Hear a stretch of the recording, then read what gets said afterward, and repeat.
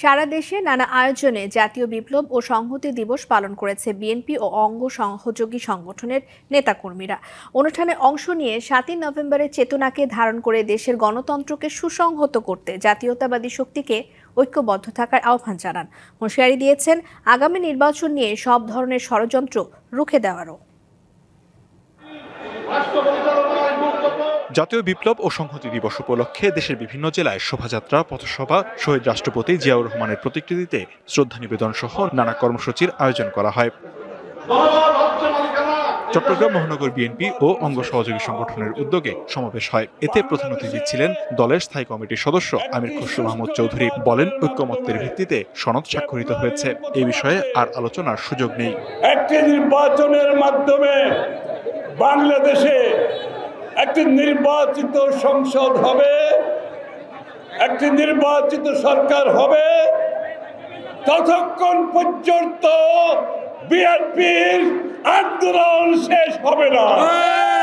বরিশালের গৌরনদী উপজেলার সরকারি পাইলট মাধ্যমিক মাঠে জনসভায় যোগ দেন বিএনপির চেয়ারপারসনের উপদেষ্টা জহিরুদ্দিন স্বপন। এ সময় তিনি গুম খুনের সাথে জড়িত নয় এমন আওয়ামী লীগের নেতাদের জন্য বিএনপির দরজা খোলা রয়েছে বলে জানান। যারা ভেস্তের টিকিট বিক্রি করে, যারা আমাদের পবিত্র ধর্ম, কোরআন, ইসলাম ইত্যাদিকে নিয়ে বিভ্রান্তিকর ধারণা প্রচার করে, তার বিপরীতে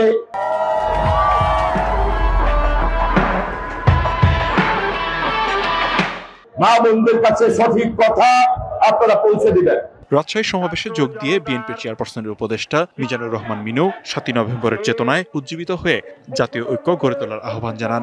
সবার আগে আমার বাংলাদেশ, আগামী দিনের নির্বাচন বাংলাদেশকে রক্ষা করার নির্বাচন। জাতীয় বিপ্লব ও সংহতি দিবস উপলক্ষে নোয়াখালীতে দিনভর ছিল নানা আয়োজন। নোয়াখালীর চাটখিল ও সেনবাগ বাজারে আলোচনা সভায় যোগ দেন বিএনপি নেতারা। 31 দফা কর্মসূচির সেই সংস্কার আমরা 23 সালে দিয়েছি। ইনশাআল্লাহ বিএনপি ক্ষমতা গেলে এগুলো আমরা বাস্তবায়ন করব।